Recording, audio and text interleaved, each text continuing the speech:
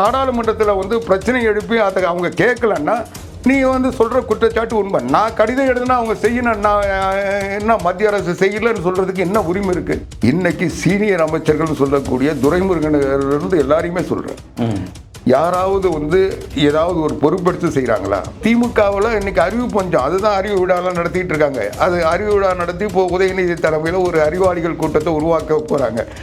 இல்லாத ஒன்று அவங்க தேடி முயற்சி பண்ணிட்டு இருக்காங்க. அதனால இந்த 4.5 வருட ஆட்சி மக்களுக்கு எந்தவித நன்மையும் செய்யலை, மக்களுடைய தேவைகளை தீர்க்கலை, இன்னும் சொல்ல போனால் வாக்குறுதிகளை நிறைவேற்றலை. ஒரு முதலமைச்சர் இன்னைக்கு ஒரு ஆக்டிவாக இருக்கணும். இவர் வந்து அலங்காரம் பண்ணிட்டு ஒப்பனை பண்ணிட்டு டோப்பா வச்சுக்கிட்டு வந்து ஃபோட்டோ ஷூட் நடத்திட்டு அதை எடுத்து விளம்பரம் பார்த்துட்டு திமுக பலம் வாய்ந்த கூட்டணின்னு பேசிட்டு இருக்காங்க. இந்த பக்கம் நீங்கள் வந்து என்டிஏவோட கூட்டணின்னு பலம் சொல்கிறீங்க. வேறு ஏதாவது கூட்டணி உங்களுக்கு பலம் சேர்க்க? நிச்சயமாக திமுக என்ன வகையான ஆயுதத்தை கையில் எடுக்கிறாங்களோ அதுக்கு நிகரான ஆயுதத்தை நாங்கள் கையில் எடுப்போம். அது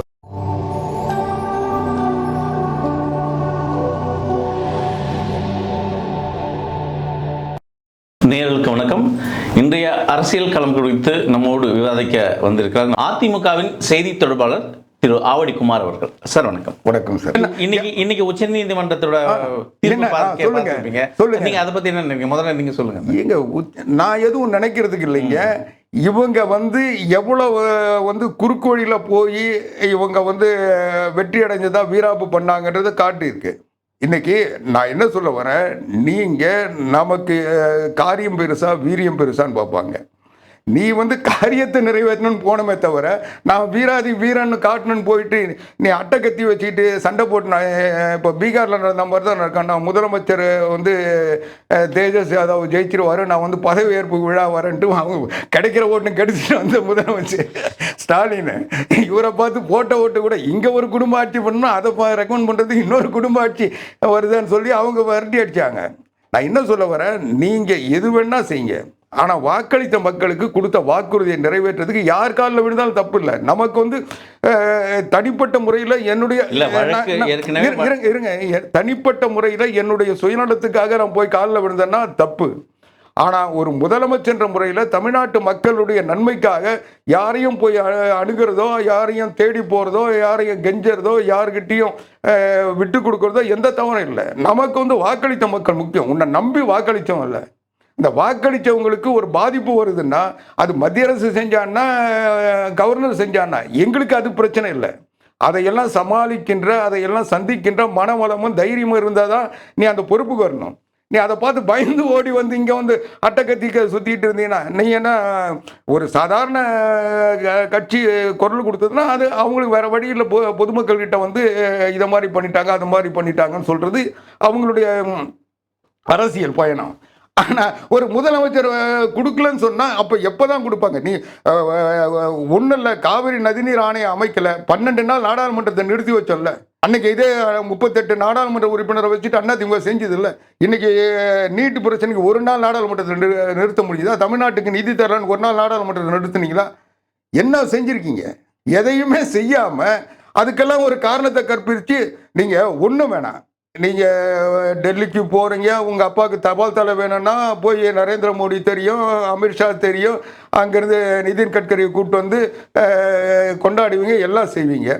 ஆனால் தமிழ்நாட்டுக்கு ஒரு பிரச்சனை, உதாரணத்துக்கு அவங்க சொன்ன மாதிரி நேற்றுக்கு அந்த கடிதத்தை கூட எடுத்துக்கிறேன். கோயம்புத்தூர் மதுரைக்கு மெட்ரோ வரல, நீ பிரதமர் இங்கே வராரு, அவங்களுக்கும் ஒரு தன்மானம் இருக்குல்ல. நீ ஒரு சாதாரணமாக போய் அவரை ஒரு முதலமைச்சர் முறையில் வரவேற்று ஐயா இதை கொஞ்சம் செஞ்சு கொடுங்க, இது என்னுடைய பிரச்சனை இல்லை, மக்களுடைய பிரச்சனை. இங்கே வந்து அந்த புள்ளி விவரம் 2001 எடுத்தது, இன்றைக்கி அந்த வளர்ச்சி அடைஞ்சு இன்றைக்கி இவ்வளோ தூரம் வளர்ந்துருக்கு. இன்றைக்கி நீங்கள் பார்த்தீங்கன்னா கூட இங்கே எத்தனை தொகுதி இருக்குது, இந்த தொகுதியில் இருக்க வாக்காளர் எடுத்தீங்கன்னா கூட அந்த நீங்கள் சொல்கிற குறியீட்டை தாண்டி வந்துடும். அதனால் 20 லட்சத்துக்கு மேலே வாக்காளரே இருக்கிறாங்க. நீங்கள் இதை ஒரு முதலமைச்சர் சொல்கிறதுக்கு முடியாதா? இதை சொல்லணும்ல. இதையெல்லாம் சொல்லாமல் நான் கடிதம் எழுதிட்டேன்னு வீட்டில் உட்காந்து அவர் கொண்டு வந்து கொடுத்துட்டு போவாங்களா? அவங்க உங்களை பழிவாங்கன்னு இருக்காங்கன்றது நாங்களும் ஏற்றுக்கிறோம். அவங்க யாருமே அவங்களுக்கு இருக்கிற நெருக்கடியில் அவங்க எந்த மாநிலம் அவங்களுக்கு அனுசரணையாக இருக்கோ அவங்களுக்கு தான் கொடுத்துட்டு போவாங்க. யார் வந்து கேட்குறாங்களோ அவங்களுக்கு கொடுப்பாங்க. நீ வந்து அவங்கள கேட்டு அவங்க செய்யலைன்னா அல்லது நாடாளுமன்றத்தில் வந்து பிரச்சனை எழுப்பி அதை அவங்க கேட்கலன்னா நீ வந்து சொல்ற குற்றச்சாட்டு உண்மை. நான் கடிதம் எழுதுனா அவங்க செய்யணும், நான் என்ன மத்திய அரசு செய்யலன்னு சொல்றதுக்கு என்ன உரிமை இருக்கு? அதுதான் நாங்க சொல்றோம். எங்களை பொறுத்தவரை எதையுமே இவங்க வீண் விதண்டாவாதத்தில் எல்லாத்தையும் இழக்கிறாங்கன்னு சொல்ல வரீங்களா? வீண் விதண்டாவாதலைங்க, அவங்களுடைய செயலிழந்த தன்மை. ஒரு முதலமைச்சர் இன்னைக்கு ஒரு ஆக்டிவா இருக்கணும். இவர் வந்து அலங்காரம் பண்ணிக்கிட்டு, ஒப்பனம் பண்ணிக்கிட்டு, டோப்பா வச்சுக்கிட்டு வந்து ஃபோட்டோ ஷூட் நடத்திக்கிட்டு அதை எடுத்து விளம்பரம் பார்த்துட்டு ஸ்டாலின் வராரு, ஸ்டாலின் நிற்கிறாரு, ஸ்டாலின் படுக்கிறாரு, ஸ்டாலின் தூங்குறாரு, ஸ்டாலின் மனு வாங்குறாரு, ஸ்டாலின் கொண்டு போய் ஆற்றுல விடுறாருன்னு சொல்லி இவங்க விளம்பரம் பண்ணிக்கிட்டு இருக்காங்களே ஒழிய, நீங்கள் மக்களுடைய தேவைகளை நீங்கள் என்ன செய்கிறீங்க? நீங்கள் மக்களுக்கு எது தேவையா? நீங்கள் ஒன்றுமே வேணாம். இன்னைக்கு பேரிடை மேலாண்மைத்துறை அமைச்சர் யார் சொல்லுங்க பார்ப்போம். நீங்கள் ஒரு மூத்த பத்திரிகையாளர் தானே, சொல்லுங்களேன். பேரிடர் மேலாண்மை இல்லைன்னா காமெடி கேட்கல, உண்மையாக கேட்குறேன். உண்மையாக எனக்கும் தெரியல. இப்போ இவ்வளோ வெள்ளம் வந்தது, இவ்வளோ பாதிப்பு வந்தது, பேரிடர் மேலாண்மைத்துறை யாருக்காவது தெரிஞ்சாரா? அவர் எங்கே இருக்காரு? நான் எதுக்கு சொல்கிறேன், இது கிண்டலுக்கோ இல்லை நையாண்டியோ சொல்ல. இதே வந்து அதிமுக ஆட்சியில் ஆர்பி உதயகுமார் பேரிடர் மேலாண்மைத்துறை அமைச்சராக இருந்தார்ல, ஒவ்வொரு மழைக்கும் அவர் களத்தில் நின்னார், எத்தனை ஆய்வுக் கூட்டங்கள் நடத்துனாரு, ஒவ்வொரு மாவட்டத்திலையும் போய் பார்த்தாருல்ல. நீங்களும் பார்த்தீங்கல்ல, நீங்கள் கூட விளையாடுறது தானே. இப்போ வெளிநாட்டில் போய் தொழில் முதலீடுகளை ஈர்த்தோம்னு சொன்னாங்க. ஒன்றுமே இல்லை, உட்கார்ந்த இடத்துல சந்திரபாபு நாயுடு கூகுள்லேருந்து எல்லாத்தையும் ஈர்த்துக்கிட்டு போகிறாரு. இங்கே இருக்க நிறுவனங்கள்லாம் தானாக ஆந்திராவுக்கும் தெலுங்காவுக்கும் போயிட்டு இருக்கு. இவங்க வந்து அவர் என்ன உலக சுற்றுப்பயணமாக போனார், அங்கே போய் என்ன பொறி போட்டாரா இல்லை சைக்கிள் ஓட்டினாரா? தானாக தேடி வராங்க. நீங்கள் இல்லை, திமுகவில் இருக்கிற மூத்த அமைச்சர்கள் இல்லை யாருமே அந்த பணியில் இறங்கி செய்ய மாட்டேன்றாங்க. எதனால் அது? அதுதான் அந்த கட்சியினுடைய நிலைப்பாடு. இன்னைக்கு மூத்த அமைச்சர்கள்னு யார் இருக்காங்க?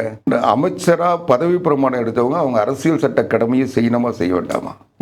இவங்களை நம்பி ஒரு நிர்வாகத்தை ஒப்படைச்ச பிறகு அது சரியா செய்கிறாங்களா இல்லையான்னு அவங்க கண்காணிக்கிறது முதலமைச்சர் வேலையா இல்லையா? இது எதுவுமே நடக்கலன்றதான் என்னுடைய குற்றச்சாட்டு. நான் என்ன கேட்குறேன், இன்னைக்கு சீனியர் அமைச்சர்கள் சொல்லக்கூடிய துரைமுருகனிலிருந்து எல்லாரையுமே சொல்கிறேன், யாராவது வந்து ஏதாவது ஒரு பொறுப்பெடுத்து செய்கிறாங்களா? அவங்க என்னவோ ஏதோ கடமைக்கு அவங்க KN நேருலேருந்து அதுக்கு அடுத்த நிலையில் இருக்கிற இவர் பெரியசாமியிலிருந்து எல்லா சீனியர் அமைச்சர்கள்லாம் வந்து இன்னைக்கு எந்த விதமான ஈடுபாடும் இல்லாமல் இருக்கிறாங்க. ஏதாவது ஒன்றுனா கூட பதில் சொல்கிறது யார்? அதிமுக கடந்து போன ரகுபதியாக இருக்கும், இல்லை சேகர் பாபா இருக்கும், செந்தில் பாலாஜியாக இருக்கும், முத்துசாமியாக இருக்கும். எல்லாம் அதிமுக வந்து போய் இவங்க வந்து அதிமுகவிலிருந்து வெளியேற்றப்பட்டு அல்லது நீக்கப்பட்டு அல்லது புறக்கணிக்கப்பட்டு அடைக்கலம் தேடி போனவங்களை வச்சு ஆட்சி நடத்துகிறாங்க. இன்னைக்கு யுவாவையிலிருந்து எல்லாரும் எங்கேருந்து போனவங்க? அப்போ திமுகவில் இன்னைக்கு அறிவு பஞ்சம். அதுதான் அறிவு விழாலாம் நடத்திட்டு இருக்காங்க. அது அறிவு விழா நடத்தி இப்போ உதயநிதி தலைமையில் ஒரு அறிவாளிகள் கூட்டத்தை உருவாக்க போகிறாங்க. இல்லாத ஒன்று அவங்க தேடி முயற்சி பண்ணிட்டு இருக்காங்க. அதனால இன்னைக்கு வந்து இப்போ உங்களோட அதிமுகவோட வியூகங்கள் எல்லாம் இவங்கெல்லாம் தெரிஞ்சவங்க தான் திமுகவில் இருக்காங்களோ? ஒருவேளை அதிமுகவினுடைய வியூகங்கள் தெரிஞ்சவங்கன்றது கூட உண்மையாக இருக்கலாம், நீங்கள் சொல்கிறத நான் ஏற்றுக்கிறேன். ஆனால் அப்படின்னு அவங்க நினச்சிக்கிட்டு இருக்காங்க. எங்களுடைய வியூகம் களத்துக்கு புரட்சித் தலைவி அம்மா காலத்தில் இருந்த வியூகம் வேற. இன்னைக்கு தமிழக அரசு மூத்த, அதாவது ஒரு எந்த செய்தியாக இருந்தாலும் அது சேகர் பாபு வழியாக மட்டுமே, மற்றது ஒரு செந்தில் பாலாஜி வழி தான். மற்ற அமைச்சர்கள்லாம் இல்லை, ஏவாவே இல்லை, ரகுபதி. எதனால் அது? ஒருவேளை அதிமுக எதுவும் கேள்வி கேட்காதுன்னா? அதிமுக கேள்வி கேட்காதுன்னு இல்லை, அவங்க நினைப்பு என்னன்னா இவங்க வந்து அதிமுகவை டேக்கிள் பண்ணுற தைரியம் உங்களுக்கு இருக்குன்னு அவங்க நினச்சிட்டு இருக்காங்க. ஆனால் இன்னும் சொல்ல போனால் அவங்க என்ன பெருசாக நடிச்சிட்டு இருக்காங்க. இன்றைக்கி அவங்க வந்து இன்றைக்கி அவங்களுடைய வியூக வகுப்பாளர்கள் வந்து இன்றைக்கி போன 2021 தேர்தலில் 380 கோடி கொடுத்து பிரசாந்த் கிஷோர் கிட்ட வந்து பயிற்சி எடுத்து அவங்க வியூக தளத்தை உருவாக்கி வச்சுருக்காங்க. இன்றைக்கி அவங்க என்ன நினைக்கிறாங்க, அவங்க போடுற மீம்ஸை பார்த்து அந்த மீம்ஸில் வர லைக்கை பார்த்து முதலமைச்சர்கிட்ட காட்டிக்கிட்டு நம்ம ஆதரவு இருக்குதுன்னு காட்டுறாங்க. இன்றைக்கி பிரசாந்த் கிஷோரை டப்பா கிழிஞ்சி இன்றைக்கி நடுத்தருக்கு வந்துட்டார். அவருடைய வியூகம் எப்படி இருக்குன்றதுக்கு அவருடைய செயல் பிரச்சாரம் இன்றைக்கி எடுபடாமல் போச்சு. ஆக இந்த வியூகன்றது லைக் வாங்குறதுக்கு தான் சரியாக பயன்படுமே தவிர ஓட்டு வாங்குறதுக்கு பயன்படாதுன்றதை அவரே நிரூபிச்சிட்டாரு. இவங்க இன்னும் என்ன நினைக்கிறாங்க, இந்த மீம்ஸை பார்த்து இந்த லைக்ஸை பார்த்து இதை முதலமைச்சர் பார்த்துட்டு நமக்கு இவ்வளோ ஆதரவு இருக்கா, நம்ம வந்து இந்த ஷூட் போட்டுக்கிட்டு போனால் இந்த ஃபோட்டோவை பார்த்து இவ்வளோ பேர் போடுறாங்களா அப்படின்னு அவர் ஒரு கற்பனை உலகத்தில் மிதந்துட்டு இருக்காங்க. இன்னைக்கு களம் வேற இல்லைன்னா ஒரு நாளைக்கு ஒரு அறிவிப்பு கொடுப்பாங்களா? இன்றைக்கி மனு வாங்குகிறார் ஸ்டாலின், இந்த மாதிரி இது ஒன்று எல்லாமே ஒரு அந்த வியூக வகுப்பாளர்கள் வகுத்து கொடுக்குற அந்த விளம்பரம் தான். நீங்கள் பார்த்தீங்கன்னாவே தெரியும், இது ஒரு செயற்கையாக வந்து மக்களோட தொடர்பே இல்லாமல் இவங்க பண்ணுற விளம்பரம் எல்லாம் பார்த்து ஒரு பிரமிப்பை மக்களிடம் ஏற்படுத்தணும்னு நினைக்கிறாங்க. அது அந்த காலம்லாம் மாறி போச்சு. இப்போது ஒவ்வொரு நொடியிலையும் இன்றைக்கி வந்து இவங்க என்ன நினச்சிட்டாங்க, மெயின் ஸ்ட்ரீம் மீடியான்ற அதை வந்து இவங்க அந்த மீடியா மாஃபியாக்களை வச்சுட்டு அவங்கள கட்டுப்படுத்திட்டாங்க. அதனால் நமக்கு எதிரான செய்திகள் போகாது, நம்ம செய்தியை கூட அதை பாசிட்டிவாக மாற்றி விவாதங்களை நடத்தினோம்னா மக்கள்கிட்ட வேறு செய்தியே போகாது அப்படின்னு அவங்க பண்ணிட்டு இருந்தாங்க. ஆனால் இன்றைக்கி சமூக ஊடகங்கள் உங்களை போன்ற இந்த புதிய தொழில்நுட்பத்தில் இன்றைக்கி இந்த நிறுவனங்கள்லாம் சேர்ந்து என்ன பண்ணுச்சு, இப்போ எல்லாமே வந்து செய்தி நொடிக்கு நொடி மக்கள்கிட்ட போயிடுது. இன்னும் சொல்ல போனால் ஒவ்வொருத்தரும் இன்னைக்கு பத்திரிகையாளர் மாறிட்டு அவங்க செல்போன்லேருந்து தகவலை தந்துக்கிட்டு இருக்காங்க. அதனால் இந்த கலை யதார்த்தம் இவங்களுக்கு இன்னும் புரியலை. இவங்க இன்னைக்கு அந்த மீம்ஸ் போடுறவங்களெல்லாம் சிறைப்படுத்துறது, அவங்க மேலே வழக்கு போடுறது, இது சொல்லி செஞ்சிட்டு இருக்காங்க. அது வந்து ஒன்றும் பெருசாக பலனை தரல. இன்னைக்கு முழுக்க முழுக்க களம் வந்து அவங்களுக்கு சாதகமாக இல்லைன்றதை அவங்க தெரிஞ்சுக்கிட்டாங்க. அது தெரிஞ்சுக்கிட்டதுனால என்ன பண்ணுறாங்க, இன்றைக்கி திமுகவினுடைய தொண்டர்கள் அல்லது நிர்வாகிகள் மக்களை சந்திக்க முடியாத ஒரு நிலைமையில் இந்த 4.5 வருட ஆட்சி மக்களுக்கு எந்தவித நன்மையும் செய்யலை, மக்களுடைய தேவைகளை தீர்க்கலை, இன்னும் சொல்ல போனால் வாக்குறுதிகளை நிறைவேற்றலை. அதனால் மக்களை அமைதிப்படுத்தணுன்றதுக்காக என்ன பண்ணுறாங்க, அதிகாரிகளை விட்டு மனு வாங்க வைக்கிறாங்க. அதுக்கு தான் ஸ்டாலின் இந்த உங்களோட இந்த மாதிரி விளம்பரங்களை செஞ்சு இதை பண்றாங்க. இதுல என்ன பிரச்சனைன்னா, அந்த மனு வாங்குற அதிகாரி தான் இவ்வளவு நாள் செய்யாம உட்காந்துருந்தான். அவனை போய் இப்போ மனு வாங்குன்னு சொல்ற, நீ ஆபீஸ் எல்லாம் மூடிட்டு இன்னைக்கு ஸ்கூலுக்கு லீவை விட்டுட்டு அங்க போய் மனு வாங்கிட்டு உட்காந்துருக்காங்க.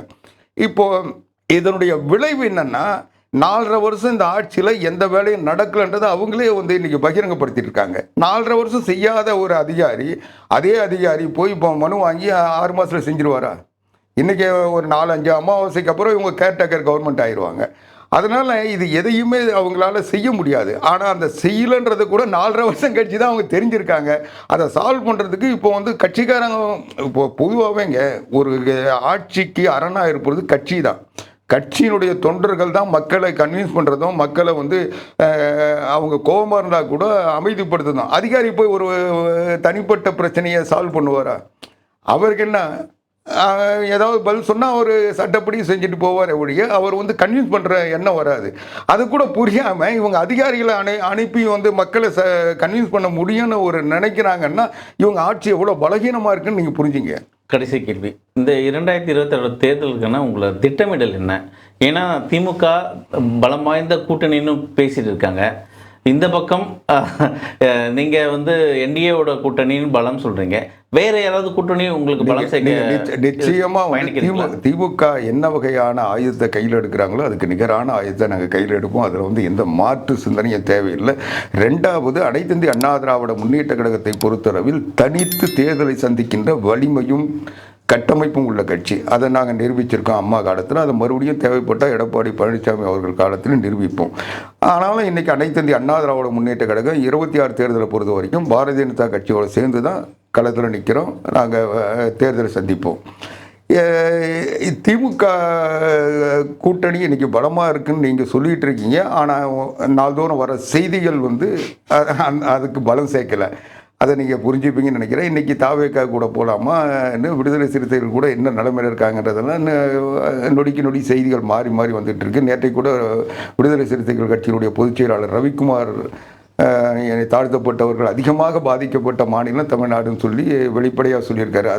அதனால் அவங்க மனநிலை என்னன்றதெல்லாம் இன்னும் எந்த கூட்டணியாக இருந்தாலும் தேர்தல் அறிவிப்புக்கு பிறகு தான் அந்த கூட்டணி அமையும். இன்னும் சொல்ல போனால் விண்ணப்ப படிவம் தேர்தல் மனுக்கள் கொடுக்குற நேரத்தில் கூட எத்தனையோ கூட்டணி மாறி போயிருக்கு. நீங்கள் அதுக்கு பல உதாரணங்கள் நான் சொல்லுவேன். தேமுதிகவும் சரி, இல்லை மதிமுகவும் சரி, கடந்த காலங்களில் திமுகவோட பேசி கடைசி நிமிஷத்தில் அதிமுக கூட வந்ததை நிலைப்பாடெல்லாம் உண்டு. அதிமுக கூட பேசிட்டு தேர்தலில் போட்டியிட மாட்டேன்னு வைக்க போன காலங்கள்லாம் உண்டு. அதனால் தேர்தல் கூட்டணி என்பது ஒரு சீட்டு மாறிச்சினா கூட மாறிடுறது உண்டு. ஒரு சீட்டு அவங்க கேட்டேன்னு கொடுக்கலாம் கூட கட்சி தேர்தல் மாறிடும். அதனால் இந்த தேர்தல் கூட்டணியை நம்பி அதிமுக இல்லை. ஆனால் தேர்தல் கூட்டணி அரசியல் காரணங்களுக்காக எங்கள் எதிரிகளை பலகீனப்படுத்த கண்டிப்பாக தேர்தல் கூட்டணி அமைப்போம். அந்த கூட்டணி வந்து உறுதியான கூட்டணியாக, இன்னும் சொல்ல போனால் புரட்சி தமிழர் எடப்பாடியார் அவர்களை பொறுத்தவரை எந்த நேரத்தில் எதை செய்யணும், எப்போ செய்யணும், யார்கிட்ட செய்யணுன்றதை தெளிவாக செய்வார். அதை நீங்கள் கடந்த காலங்களில் பார்த்துருப்பீங்க. இன்னொரு விவாதத்தில் அதுக்கு தேவையான விளக்கங்களை நான் சொல்கிறேன். அதனால் எங்களுக்கு வந்து அண்ணா திராவிட முன்னேற்ற கழக தலைமையிலான கூட்டணி, அனைத்து இந்திய அண்ணா திராவிட முன்னேற்ற கழகத்தின் தனித்த ஆட்சி, புரட்சி தமிழர் எடப்பாடியார் தலைமையிலான ஆட்சி நிச்சயம் அமையும். 26 தேர்தல் எந்த நேரத்தில் வந்தாலும் சந்திப்பதற்கு நாங்கள் தயாராக இருக்கிறோம். அந்த சந்திப்பதற்குரிய களப்பயிற்சியை ஒவ்வொரு வாக்குச்சாவடியிலும் 9 பேர் 40 வயசுக்கு உட்பட்டவர்கள் இன்றைக்கி களத்தில் நின்று சேகரிச்சுட்டு இருக்காங்க. அதனால் நாங்கள் வந்து எந்த நிலையிலையும் கொஞ்சம் கூட சலனத்தோடையோ அல்லது பலகீனத்தோடு இல்லை. நாங்கள் உறுதியாக இருக்கிறோம், உணர்வோடு இருக்கிறோம். இந்த ஆட்சியை வீழ்த்தியே தீர்வோம், தமிழ்நாட்டு மக்களை காப்போம், தமிழகத்தை மீட்போம் என்ற உறுதியோடு இருக்கிற எடப்பாடி பழனிசாமி தலைமையில் 26 ஆட்சி அமைந்தே தீரும். கூட்டணி பலத்தை விட மக்கள் பலம் தான் பெருசு அப்படின்ற ஒரு பயணத்தில் அதிமுக பயணிக்கிறேன்னு சொல்கிறீங்க. வாழ்த்துக்கள். இந்த 2026 தேர்தல் உங்களுக்கு வெற்றி பெற. நன்றி.